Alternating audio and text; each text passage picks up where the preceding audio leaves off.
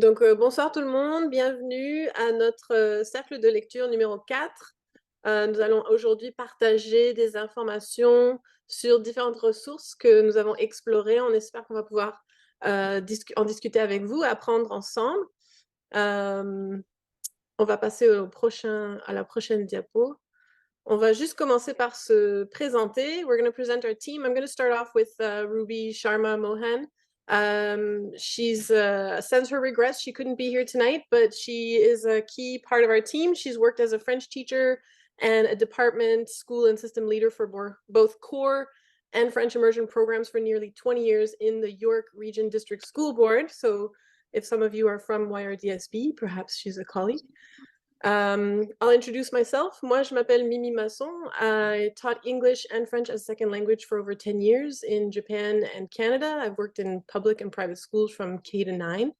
And now I work at the Université de Sherbrooke and I train future language teachers in Quebec. So this is very exciting because before I was in Ontario working with a lot of you folks. So now I get to see the two different systems. And I'll pass off the introduction baton to Amanda. Good evening, everybody. So lovely to be here with so many of you today.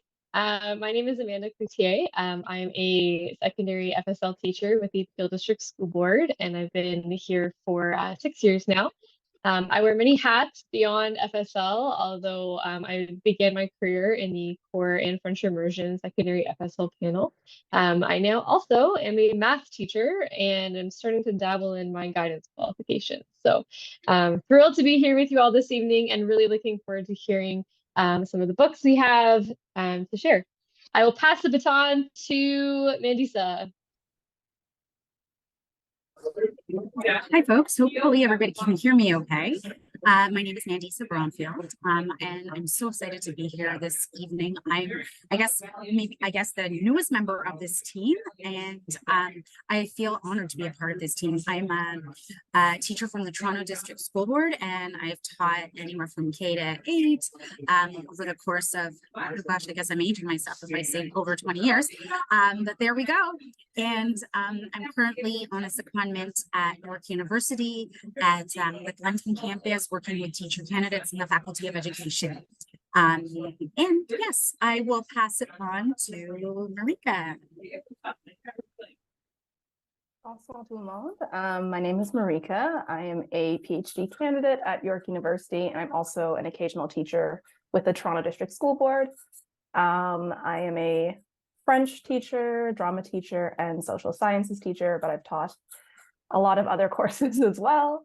And I joined this project over the summer, and I'm really excited to work with teachers thinking through specifically culture and anti-racism and how we can integrate those into French as a second language. So very happy to be here tonight with everyone. I will pass it to Karen. Thank you so much, Marika. Bonsoir tout le monde. My name is Karen Devenish-Matseta. I'm a French as a second language teacher with the Toronto District School Board. I taught core French and French immersion, grade 1 to grade 8. And I've done that for 27 years. And I used to be also an instructional leader in FSL in the TDSB. And for the last 19 years, so concurrently, I'm also a course director with the Faculty of Education at York University, working with Mandisa, training the future French teachers of tomorrow. And so it's really exciting to get to be a part of this initiative, particularly because I am also a teacher librarian. So getting to discover and share resources is quite an exciting activity. So I pass it on to Asha. Hi, everyone. My name is Asha. I work with the Peel District School Board. I've been doing this for about 7 years now in French immersion roles. And I teach grade 1 to grade 6. I've mostly done a lot of primary, so grade 1 to 3. And even though I don't have the experience in core, I think a lot of the early language skills I'm used to teaching in immersion can transfer to core classrooms, and I'm excited to be here. So you've met our wonderful team. We've actually had some very exciting development this year with FSL Disrupt. First, I want to say thank you to everybody who's attending, and thank you to all your support, because that's how this group has been able to grow and keep going. And many of you had voiced that you would like some of the FSL Disrupt initiatives to go into elementary schooling, because we had started with our focus in high school. And so we're very happy to welcome an FSL Disrupt elementary team made up of Karen, Asha, and Mandisa. So maybe I'll give you the floor for a couple of minutes if you want to tell the group what you guys have been working on, how you came together, and what you're looking forward to doing. Sure, I don't mind starting. So I'm gonna start. I'm only gonna start because I feel like Mimi brought us into this by inviting myself and a colleague who's gone on to another job when we were working at the Faculty of Education to present to FSL Disrupt. And we had heard about this initiative from actually one of our teacher candidates who said, about, I don't know, I guess it was maybe 4 years ago, 3 years ago, he was going on and on about how he found all these super cool resources and this group is talking and we have to meet Madame Masson and on and on. So just it was just I guess as they would say, fate that Mimi and her group contacted us to speak at one of their summer institutes. And so at the same time, Andisa and I, many years ago, have been speaking about looking at resources for teachers in order to talk about social identity, in order to really disrupt the colonial tendencies that exist in French. We even say as a second language, as an additional language. And so it's really exciting for us to sort of actually engage in this kind of work that Mandisa and I have been talking about for years and years, as we understand that FSL Disrupt began mostly for secondary teachers. So I'm going to stop there. Merci quand même. I'll just add quickly, it's funny how we all kind of came into this. So I joined the secondary book club, one of the first ones, and I thought this is really cool. I'd love this for elementary. So I just emailed FSL Disrupt and I said, I want to start an elementary chapter. How can we make this happen? And so it's been really great how we've been able to come together to work together. Like Karen was saying, this work really needs to be done. And I think just the needs and how we navigate the program and FSL is very different than in, the English track. And how we navigate core is very different as well, right? So being able to build community together is really helpful to help us move forward in the direction that we need to be going in.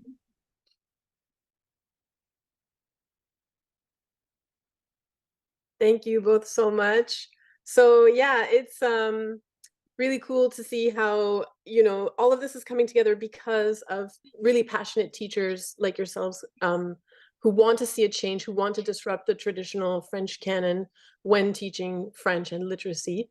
And so we try to establish some project goals to help us with having some direction in what we're doing. The database that we've put together, I think about 200 books already, is out there for everybody to use. And so this year we're working on kind of changing the focus a little bit to enrich the database in very specific ways. So I'm going to let Amanda tell us a little bit more about that. Thank you, Mimi. So FSL Disrupt, just a quick history for anybody who's with us this evening who is unfamiliar with our organization. It was founded 3 years ago to sort of respond to the need to update novels and texts that were being used, at least in the secondary FSL panel, and now growing to the elementary FSL panel. And we started with an original sort of quote unquote book club model where everybody agreed to buy a book, read a book, and share their review of the book. Because when you put your hat on, I was thinking, even if there's infinite money in the world to update and find your resources, where does one even go as a department head or as a grade lead? And that's where FSL Disrupt began, was just a group of teachers who are willing to do just that. And that's a similar sort of format that we're going to be following this evening. FSL Disrupt has since very much so evolved, and we recognize that the purchase and implementation of a text is not the only thing that somebody needs to do in their classroom to be culturally responsive. And so we've branched on to sort of an additional side project now, which we've called Practice Makes Progress. And we're going to be hosting sessions at OMLT's conference, which was mentioned at the beginning of this. Featuring some colleagues who are going to be sharing some of the texts that they're using and how they are embedding them throughout their entire course planning so that it's not just a one and done novel study. So that's how FSL Disrupt began. We sort of have those two goals in mind. And if you're somebody who has been using a text or has sort of totally revamped course design or their curriculum program, and you think you've got a lot to share, we would love to hear from you. And potentially be one of our speakers at OMLTA in April, which would be great. So this evening, as I mentioned, is going to be sort of a grow the database is what we're calling it. Mimi did mention that we have a number, over 200 novels, I believe, currently featured on our website, fsldisrupt.com, and we are going to be growing the elementary version of that as well. This evening, what's going to happen is a number of us have signed up to share novels that we have read and that we are going to offer our review as FSL professionals. My hope as well is that if you're sitting here listening and you're inspired, you're like, you know what, I've got a book that I can speak to, that I've read, no matter the level. If you think that it might be appropriate for a core French classroom of any grade, we really do want to hear from you. In some of our original book clubs, it felt like it was an old school scholastic book fair just for teachers because we were all left with lists of novels that we wanted to read. We were so excited about. So I hope that there's people with us as well who are like, yes, I have this great idea. I just want to share. And as you're thinking about that, we're gonna go through some of these, but we have 6 criteria here that have been refined and reworded over the last 3 years that FSL Disrupt has existed. Our primary goal is that the book is written by a Black, Indigenous, or racialized person, and that it features a Black, Indigenous, and or racialized person as the primary character.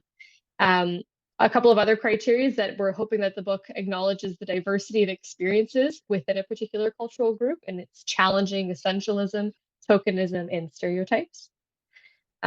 New this year is this 4th criteria, which is that the text includes elements of joy and excellence beyond stories simply of trauma.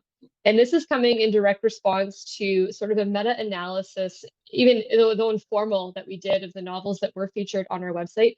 And just the sheer number that were stories of trauma and stories of oppression, it really made us question the criteria that we were selecting. And this has been a real push for us this year is to center novels and texts that feature joy. And we'll talk more about that in our breakout rooms and sort of what that looks like.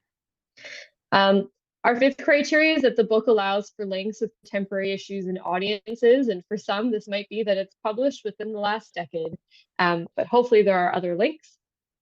And last but not least, the book offers opportunities to develop intercultural understanding of diverse French-speaking communities and other communities around the world. So if you're somebody who's like, you know what, I've got this great book that I want to share, we do want to hear from you, and we do understand that you might not have the answers to all of these questions, but these are some of the things that we are thinking about. As you go and share your novel or your text or whatever it might be, perhaps as well, you just want to give information that would be useful for another teacher to know, which could include something like a brief summary of the plot or how many pages it is, if you know off top of mind. Is there any pertinent information or clarifications, things that we want to add? Or, you know, what might be a challenge about teaching this novel? What might make it easy? Just these sort of things that, you know, I'd like to help another FSL educator out. Okay, here's the heads up before you go and you buy it based on my experience reading it.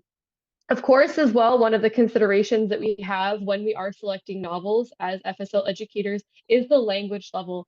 And we try to keep in mind our CFR levels in order to, you know, sort of pinpoint where a novel might be appropriate. In the core French panel, as somebody who works in secondary, I know that we're hoping that our secondary core French students are graduating at grade 12 at a B2 level. That's the hope. And so at the high school level, we're moving between A2 and B2. And in the elementary level within core French, we're looking at sort of an A1, A2 in terms of level of vocabulary. I know that when you just go to, Renaud Bré or French publishers or French bookstores, it's very difficult to judge based on simply the online summary and the pictures that are available, what the language level is. So if you are able to speak to that, it would be great. And then, of course, we've talked about the importance of joy, and some of this really comes from the Cultivating Genius author, Gholdy Muhammad. Ruby's done a lot of sort of deep dive and research into not only the Cultivating Genius novel, but also the Unearthing Joy. We're really trying to shift the focus onto joy and have not it also be present in the text, but in our entire courses and our entire curriculum as well. It's just us. Yeah, and then if anyone else wants to share, that's totally fine. I know someone had asked, this was better secondary, so you're free to switch Yeah. if you want to. I think when I think of core elementary, it's like grade 4 to 8, kind of. So it's up to you to decide what works best for you. Great. Awesome. Okay, I'm going to share my screen. Can you see it now? Yes. Yeah. Okay. I'm actually going to ask to go second only because mine is a little bit of a critique of what I chose.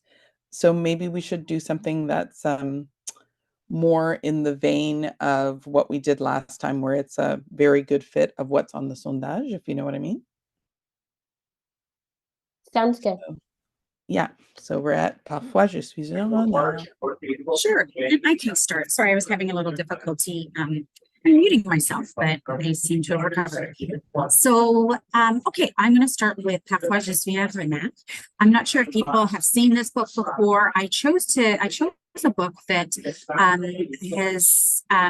I've seen it in quite a few schools over the years, and I wanted to share a book that is fairly easy to access. So in terms of reaching the criteria, it definitely reaches, I would say, all of the criteria. It's written by an Indigenous author, and it's about a young girl who's exploring her identity and as an Indigenous person, and there are other children in the book who are exploring their identity and their connections to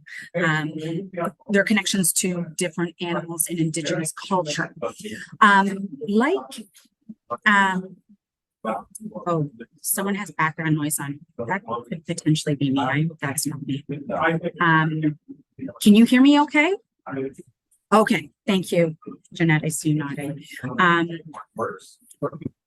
So yes, so the other thing is the book does really represent joy and excellence, as it's a book about sharing feelings and emotions related to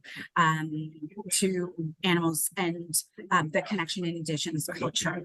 At the end of the book, there's a note from the author that explains information about different totem animals, and I'd also like to draw your attention to, hopefully I copied it over okay. There is a link that I'm going to put, whoops, nope, I didn't copy it over okay. There's a link that I'm going to put in the chat box to some learning opportunities provided by Scholastic, that's the publisher. So I'm going to just share that with you now. I do have a question. Like Karen said, what she's going to explore is almost a critique. I have a question for folks about this text, because this book is exploring it's exploring totem animals and in Indigenous culture. I have a wondering about I understand the text is written by an Indigenous author. I wonder how we can ensure that when we use this text, we don't infringe upon cultural appropriation. So I guess that's a wondering that I have. And if anybody has experience of using this book in core classrooms, I'd love to hear how it's been used. I know for sure I've used this book in exploring, especially grades, I would say 6, 7, 8 vocabulary in terms of even just about animals and their characteristics in terms of relation to indigeneity. But I'm wondering, is there anyone that's used this book before, and how do we stay away from cultural appropriation if we are non-Indigenous people? Mandisa, I'm wondering if I can jump in. So I haven't read this book in particular, but I have done some learning around totems and dotems, as well as spirit animals. So those are very different things. But one thing I've noticed is sometimes it can be very common to say, oh, what's your spirit animal? Or what totem would you be? And that is cultural appropriation, right? Like there's cultural significance in that, and we can teach about it. I'm looking at the resource here where it's saying, which totem animal are you? And it just, I don't know if it sits well with me. I think it would be different if someone's Indigenous doing it. I'm not.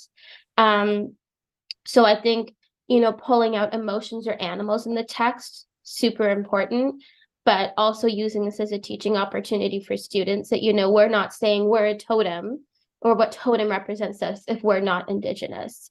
And in my experience, even teaching grade 1, you don't use the words cultural appropriation, but kids get it. They get, oh, this isn't my identity. This isn't my culture. I shouldn't be doing it. And sometimes I find students understand better than adults that concept. So I think it would be worth having that conversation in class. Thank you, Asha. That's exactly what I was hoping that we'd be able to pull out from this. And this is kind of what we've been exploring. We've been able to have these sort of, I'll say, organic conversations about how we can use these texts and how we can use them to disrupt narratives, even when this information might be coming from the direct publisher who is in relation with authors who are Black, Indigenous, or racialized. So thank you. Thank you. And I see here Monique has a comment. So totem is a Western Indigenous cultural example. It's not an entire Indigenous experience. And I think that's something really important to mention. Thank you. I wonder if this book could also be used in relation with the local community and inviting an elder into our spaces to share teachings about this that's coming from an authentic representation of the local Indigenous community, whether they are First Nations, Métis communities. Thank you.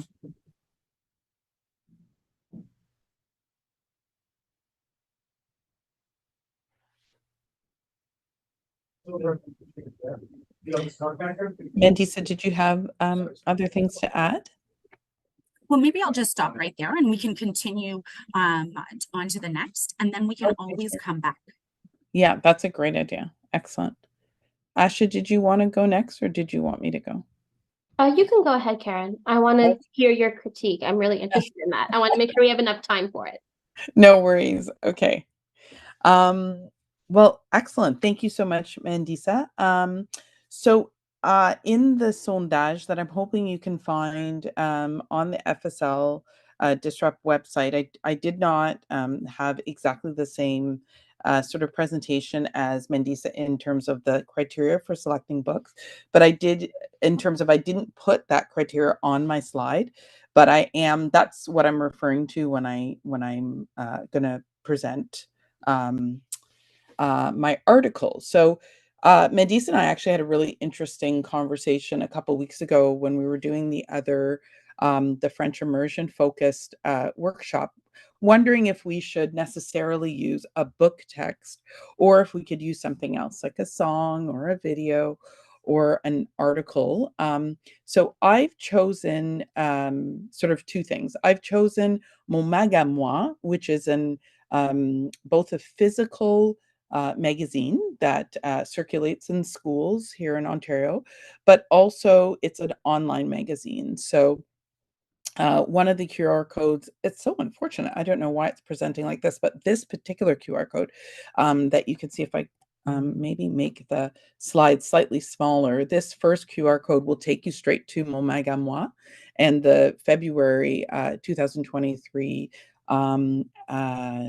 numéro, where you can find this article about what they call des danses vibrantes. So I'm going to go through the criteria and then we'll talk a little bit about some of the things that I thought about and how I would use it with a core French class, grade 4 to 8. And depending on, what level I was using it with and the cohort of kids that I was using it with, of course, I would do it differently in terms of amount of language. So first question is this article written by a Black or Indigenous or racialized person? I don't know. At the bottom of the whole online article, they have a whole production team. I can't see faces or I can't tell what their social identity is. I know that some of the artists, two of the artists, or I guess three of the artists that are featured in videos for each of the forms of dance are, I believe they self-identify as Black. One is 7 Star and the other one is Les Twins. Does this article feature a Black or Indigenous or racialized person as the primary characters? So again, the two videos they have 2 of the 5, I believe it's 1, 2, 3, 4, 2 of the 5 dance styles I know for sure, Les Twins and 7 Star. Does the article acknowledge the diversity of experiences within a particular cultural group? So I would say that this article does not. What was disturbing about this article for myself is to see a presentation of different forms of dance that have their origins in the Black diaspora, for the most part from the Black communities in North America, and inspired by Black dance from Africa, crumping, locking, hip hop, popping, and breaking. And at no point do they ever say the word noir in the text. So it's clear that the authors were doing what they could to avoid the word noir, even though there are elements of the text, which is really presented in language that's pretty accessible for kids. There are a lot of cognates, lots of words that the kids would recognize both in English to help them make sense of what is written. Even they have la musique funk, le hip hop, and if you actually press on the actual articles themselves, those that are highlighted in pink or orange, you can actually hear an example of or see an example of somebody playing this music. In the 2 examples I gave you there in locking la musique funk, la musique hip hop, you can see that it's Black artists that are demonstrating this. But again, at no point in the article do they ever make reference to Black. So what would you do as a teacher? Why do you think Mon Mag à Moi, an article that's produced in 2023, would avoid the use of the word Black or avoid talking about the Black community? That's a question I'm putting out to the group.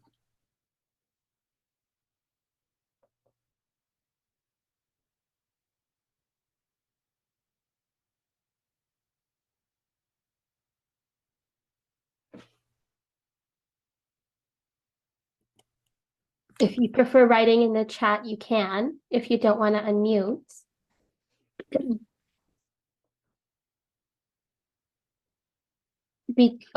There's a few. Do you want me to read it out loud, Karen? Sure, yeah, because I can't see them. Yeah. Because it is written by Black people and they may not want to emphasize that. I guess you challenge the students to answer that question. That's what somebody else said. And I would agree with that I would ask students that and see what they say. Yeah. Yeah. Were there other responses, Asha? No, that was it. Okay, Oh. it's Bhumi. Oh, hi, Boomy. Hi. So I believe that the skin tone doesn't really have a color.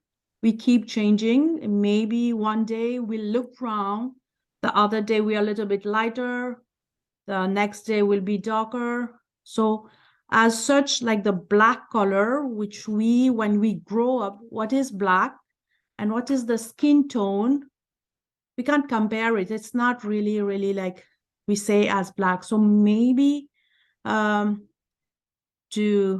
have the child to get an idea while he or she is reading or looking at pictures, they have their own idea of what color it is. We don't have to like direct them that this is white, this is black, this is brown, or whatever color we are getting to for the skin tone. That's my thinking. I'm not so sure. Yeah, because we keep changing color. That's what I know when I look at myself in the mirror. At times I feel like it's very dark. At times in the morning I get up and my skin is lighter. It's not real. Like it keeps changing. It's just like the flower. Okay. I appreciate that, Boomy. I think why I was asking the question is it's very clear that there's much reference made in terms of the examples. Like I said, if you click on the examples that they use to further define music or certain elements of these danse vibrante, that there are Black artists that are presenting them, and yet it's not mentioned. And I think the avoidance of Blackness, in fact, teaches kids that it's not okay to talk about Blackness, Black, not to refer to social identity, which is a real community. It's a real phenomena. And I think we, instead of avoiding it, we actually should be making kids become a lot more comfortable with it. Let me show you an example, actually, of, I think. Sorry, Karen, not to Yeah. interrupt. There's some really great comments in the Oh, chat. sure. I'm I was just going to gonna go to read the them video, but out yeah, loud. go ahead. That's okay. So Kathleen says, and Kathleen, I thought the same thing. Kathleen said, "Are all the people in the images white, or am I mistaken?" Katie said a couple things. So I think the issue is that there is an opportunity to celebrate Black joy and Black culture, and the students will recognize that. It could make for some really good discussion. And Katie also added, kids are never too young to learn about racism, and this could be an instance of color blindness. And I was going to say it seems color blind, right? Absolutely. This Yeah. idea when we don't say it, it's better, but it's not. Kids see color, kids see race. Absolutely. Mimi also said race is a scary / taboo concept. This is a form of erasure about the role of Black community in musical contributions today. Brilliant. And Amy said one last thing. So I agree with Katie and Mimi. I think it is an important opportunity for critical literacy to ask questions about why is there an absence of celebrating Black contributions. Excellent. Awesome. And just to add what was mentioned already in the chat, and also what Ashley was referring to, I agree with everything that's being said, and I think that if we're, I think it was it Katie or Kathleen mentioned, are all the people in the image is white, or am I mistaken? I often wonder if I have to look very hard to be able to see the social identity and diversity, then I have to question, is this a full representation? And then also, I mean, we're talking about color blindness, but I also have to wonder about shadeism, colorism issues there as well. Yes. And it's absolutely, as what was mentioned, it's an avoidance and absence. Absolutely. Thank you so much. Thank you for those amazing comments. Thank you, Mandisa. I'm going to show you just the beginning of a video that I actually think does sort of fulfill the various goals of FSL Disrupt in that I think 7 Star, so this is the video with 7 Star, who actually goes right at talking about crumping in a way that does celebrate Blackness. And I think it's worth sort of showing that video and then thinking about critically what he's saying. And we can talk about that in a second. And then looking at the video within the greater article, and then the omissions, I think, become quite apparent. Okay, I am crossing my fingers that this video, you can actually hear the sound. If you can't, the sous-titres, you'll see the subtitles, which I think is really important when you're showing a video in French like this with core French students. Okay, Asha and Mindy, so you'll tell me if you can't hear, right? We'll tell you. Okay. We're good. Sounds good so far. You can hear it? Yeah. Can you hear it? Yes, we can hear. Okay, perfect.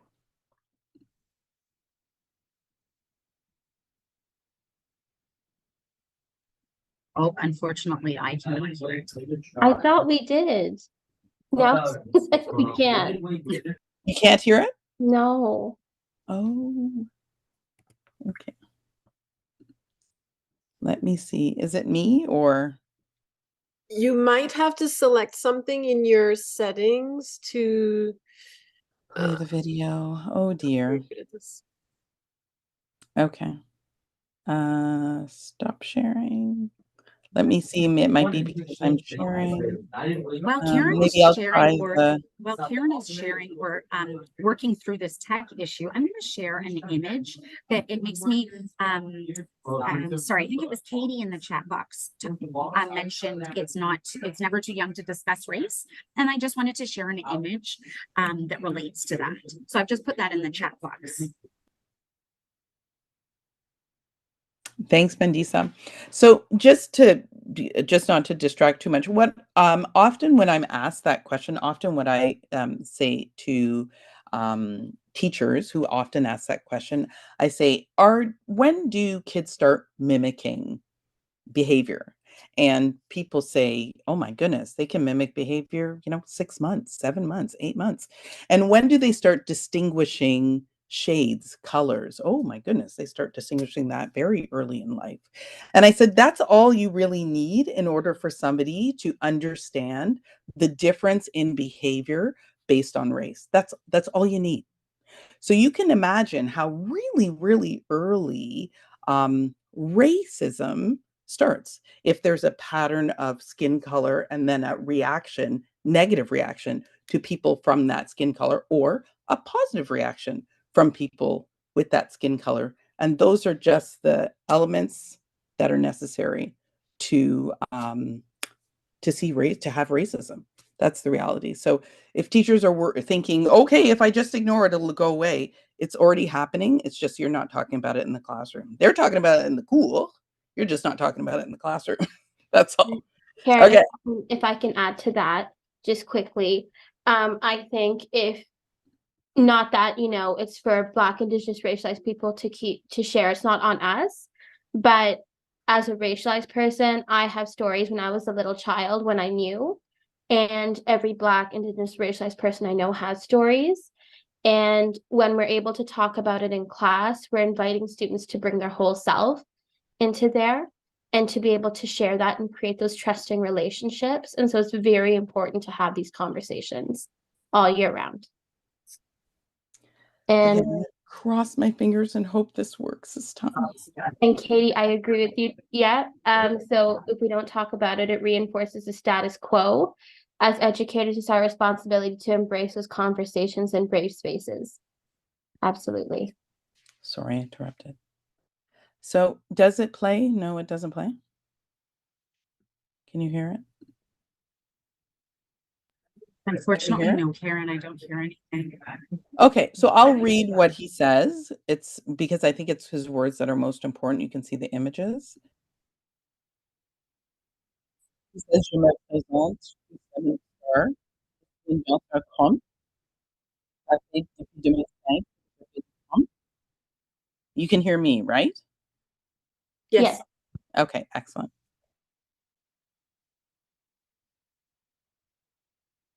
He's speaking about his who he does the choreography with and the organization that and what that his partner that he was doing as.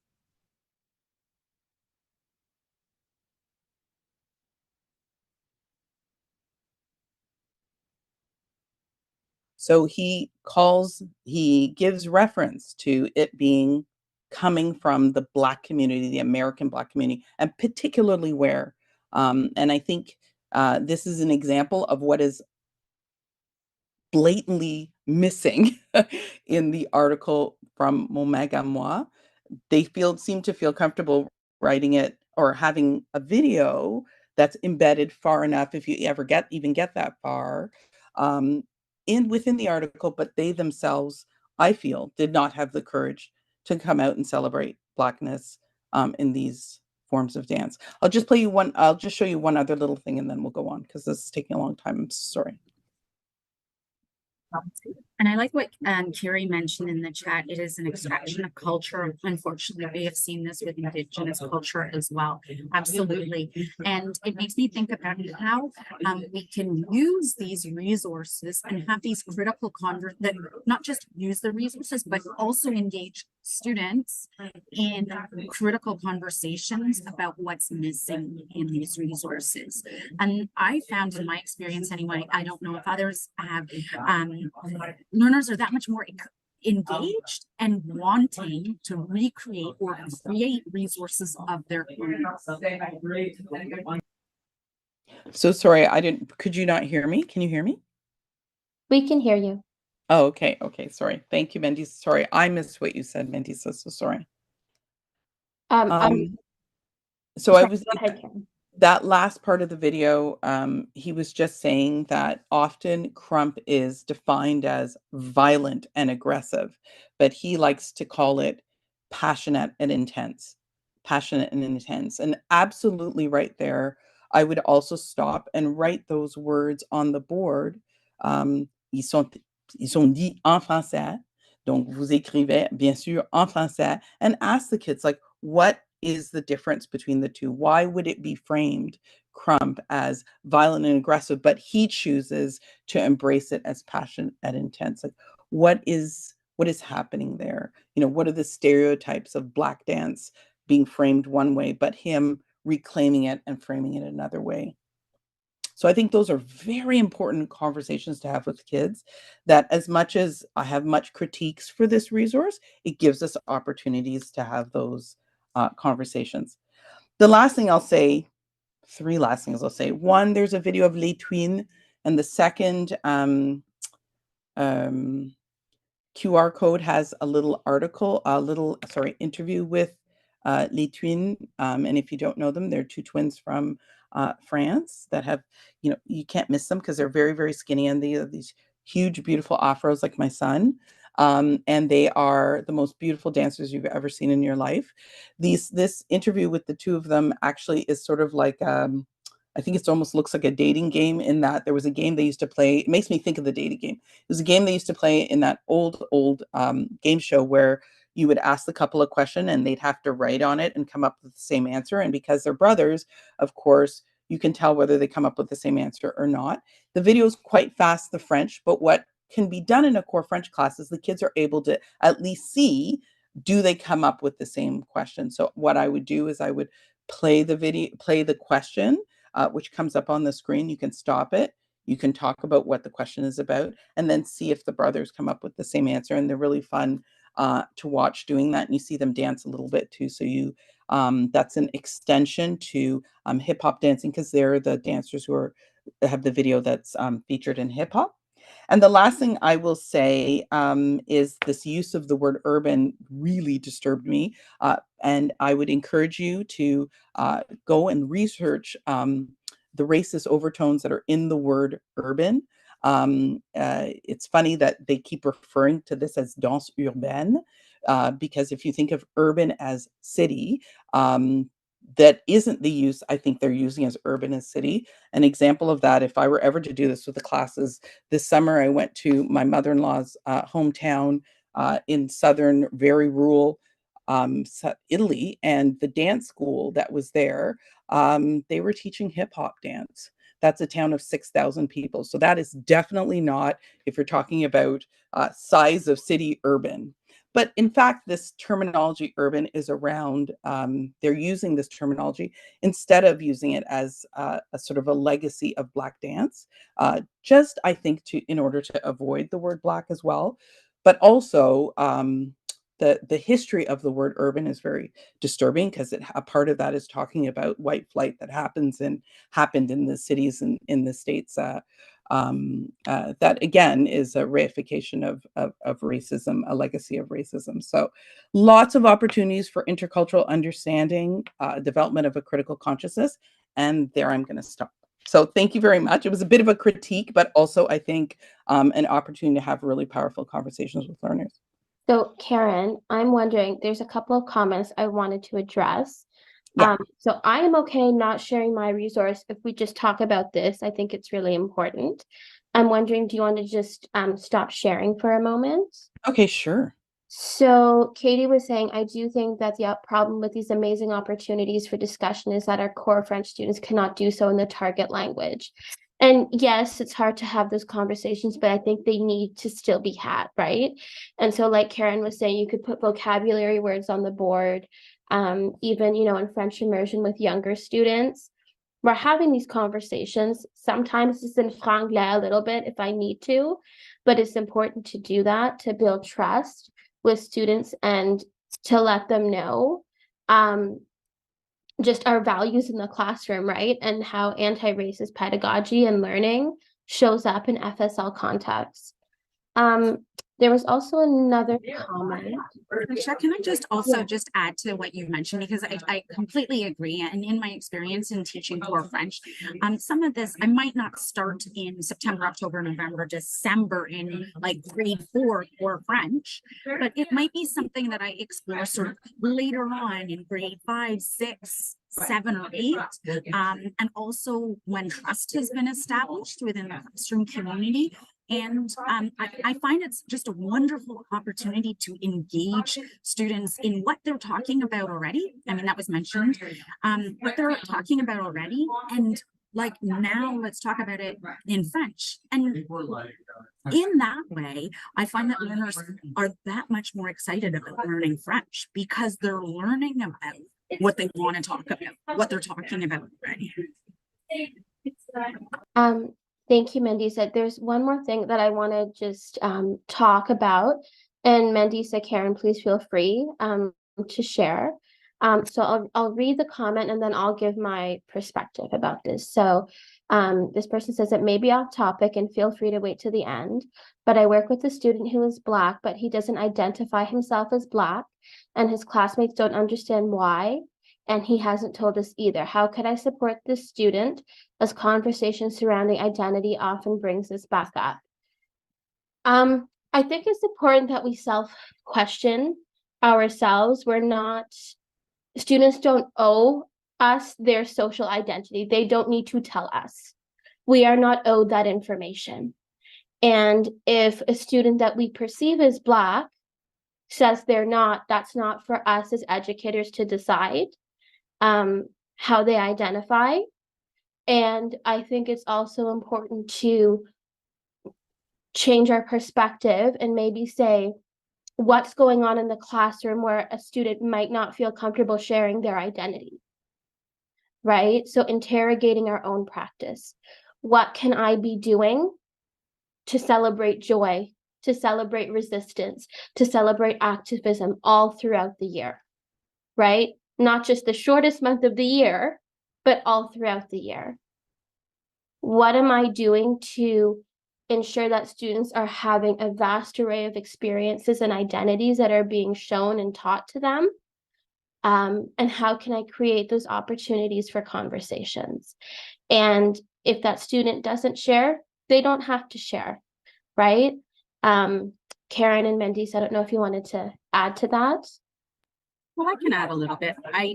in my, and maybe I'll share from my personal experience, not from a teaching experience, as growing up as sort of like the only Black student in many of my classes, I know I definitely did not want to be highlighted. I was also a pretty shy kid, so I did not want to be focused on. I did not want any kind of attention, anything that made me stand out. And if there were going to be opportunities about race, the other thing is all the students, all my other classmates would look at me. And I didn't like that type of attention. So I sort of, pulled back, pulled away. So I just wonder if there are other students that maybe that child could relate to or connect with, because it can be definitely very isolating if they're the only one, and maybe even not if they're the only one. Maybe they just, like Asha was mentioning, maybe they just don't want to, it's not on them to talk about this.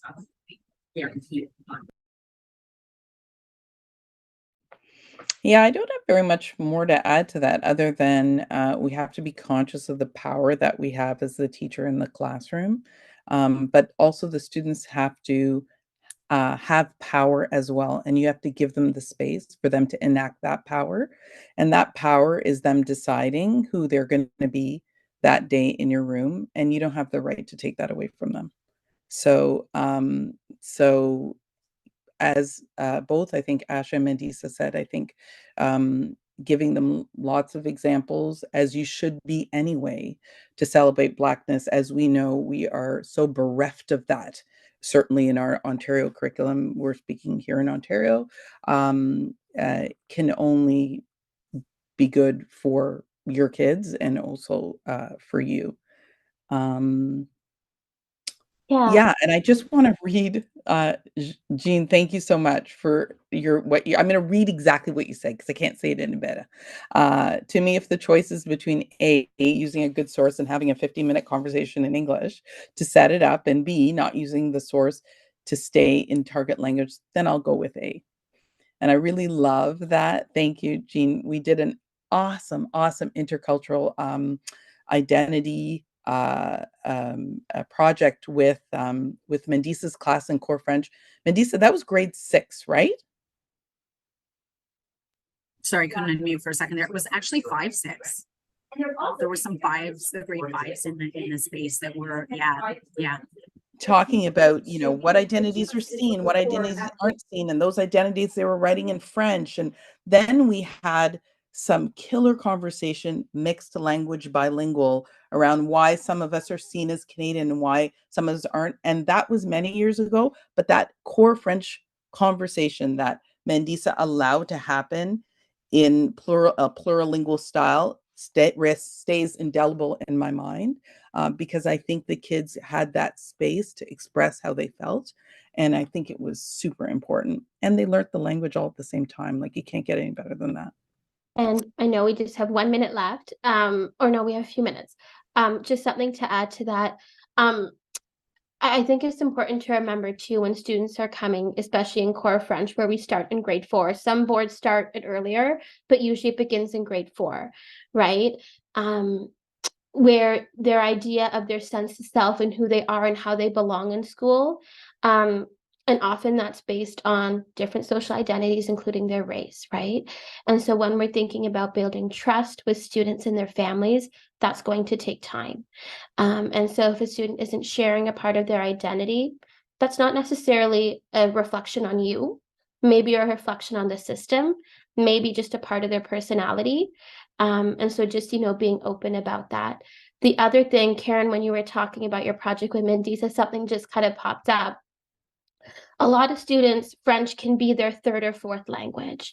And so especially in core French classrooms, it's a great idea to look at the language they speak at home and how that relates to French. So for example, I speak Hindi, and in Francais we have tu and vous. In Hindi, we have something very similar.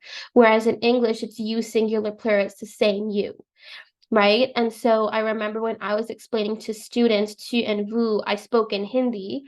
I teach a large population of South Asian students, and they got it. Right. And so if you think about students sharing their home language with you, allowing them to bring that into the classroom, it's very powerful and they're going to get it so much faster. Oh, What a great thanks so much. example of like intercultural awareness and translanguaging. Love it. Right? Love it. Yeah. That's an article right there, Asha. Brilliant, brilliant. Yeah, yeah.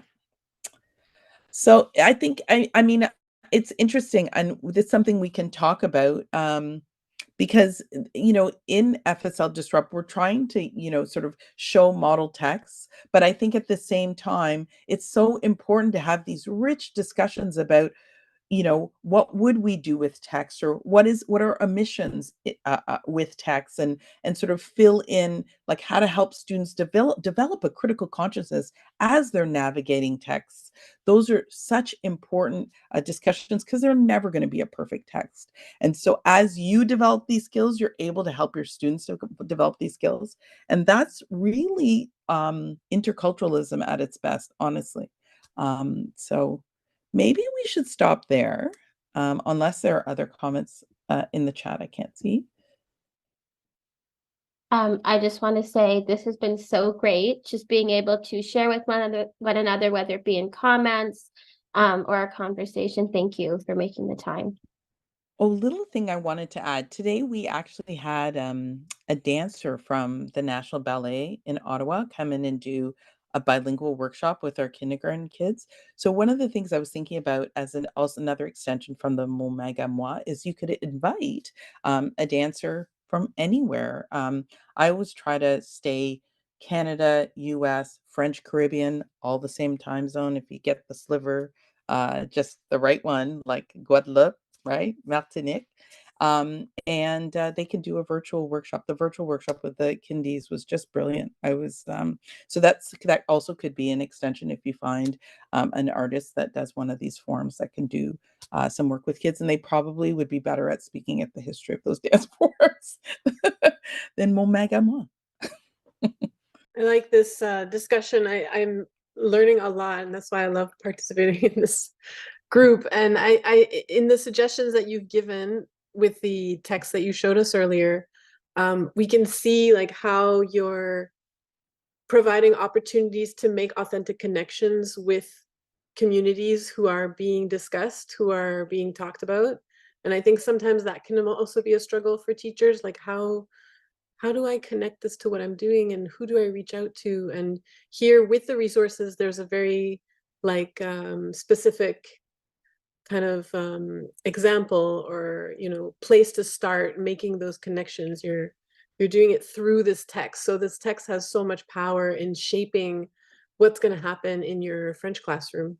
And I was going to add, so the text I was going to share, we didn't have enough time, totally okay, because the conversations we had were great. But the book I chose was intentional because it talks about the 4 seasons, and I was thinking a lot about outdoor vocabulary, nature, right? Very basic things that we talk about in the beginning of Core French, and how this is a book that you can revisit every season. And I think even with the books that Mandisa and Karen share, this idea of revisiting it throughout the year. Oh, there it is. Yeah, so La Terre Me Parle, it goes through seasons, and it's an elder with the child, and the elder, and it's always, how do you know? Well, this is how I know. Nature talks to me, living things talk to me. And so going back to this every season is really great for students to build that, that understanding, that learning all throughout the year. And I will say that this is text heavy. So even when I do this with my students in immersion, I'm not reading the whole text. We'll look at the picture. What words do you see? How can we make sentences out of this? And I'll summarize a little bit of what's being said because the language is a little bit complex. But this is a really great way to also tie in treaty rights and responsibilities in core French in the classroom as well. I really like that book you presented, Asha. It's written in the 3 languages. And it's beautiful. The pictures are beautiful. Yeah. And just how the grandparent is explaining their teachings to the child, I think is so beautiful, especially, often in the beginning of the year, we talk about our families, right? And that kind of vocabulary. We can also introduce that vocabulary with students with this book. I love how you've given a very concrete example of very common themes that come up in early French classes that we can address with a culturally responsive resource. This is just like so clear. Asha, is that written in Anishinaabe? Is that what I is? want to say, I don't know for sure. I want to say, oh, Jeanette maybe knows. Jeanette has her.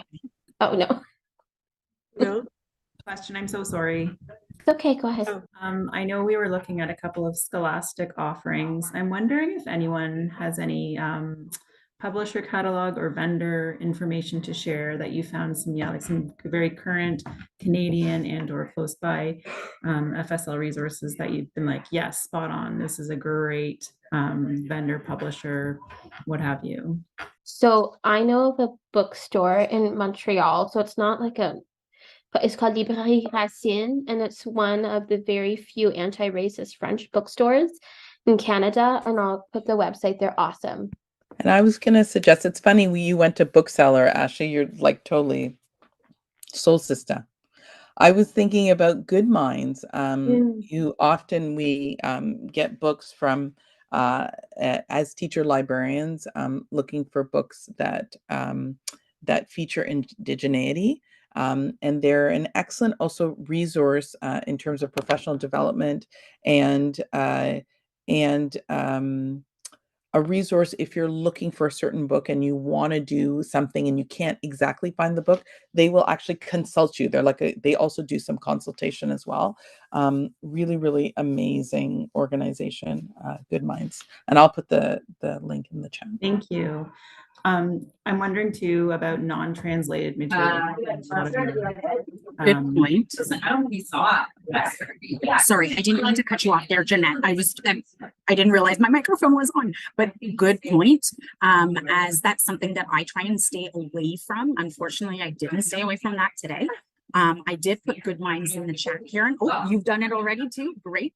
I was just thinking about another author that offers, I'm just going to do a little Google search myself to address your question, Jeanette.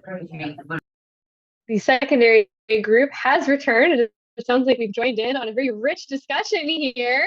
Loving the links, seeing new sites that I've seen. I'm excited to explore these. Yeah, I'm gonna say, secondary teachers, if you want to go ahead and watch the video of our elementary teachers discussion, you will not be disappointed. It was such a rich discussion with so many great examples and very important points touching on, addressing tokenism in the classroom, addressing stereotypes, exactly the types of things that we're trying to work towards with the group this year. So, Mandisa, are you still looking for something to share? Just interrupt me when you got it, and we'll show it. I'm just going to go ahead and do the final slides to say thank you to everybody for coming, and also we'd like to thank OMLTA and CASALT for sponsoring this event. Make sure that you sign up with them and become members if you're not already. They provide a whole wealth of resources that can be very helpful for teachers, and many of us are involved with them and their initiatives that they're doing. So there'll be lots of crossover. Also, keep your receipts for your books if you bought a book, because we are finalizing a little plan. We managed to get a little bit of money from OMLT and CASALT actually to be able to reimburse you. So we just need your receipt from your book. And yeah, we'll be sending out an email about how to get reimbursements for that. And as Amanda mentioned at the beginning, our next book club will be a practice makes progress. So in this type of book club, we feature one book that one teacher has used, and they share very specific resources, slides, activities, rubrics, things that will help you develop a whole lesson plan or unit plan to actually use that book. So it's a bit of a more in-depth dive into one of the books, and then you can get feedback on students' reactions, what kind of discussions were able to take place, and things like that. So that'll be happening at the OMLTA conference. We hope you can join us. And finally, just want to thank all the members of our team. If you'd like to get in touch with us, you can do so at fsldisrupt@gmail.com, also on our Twitter and on our Instagram.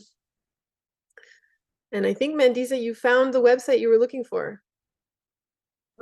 Yes, unfortunately, some translated resources, but there's some great resources that have indigenous languages. I think Cree and I think Anishinaabe wonderful resources by David Boucher. Good evening, everybody. Au revoir.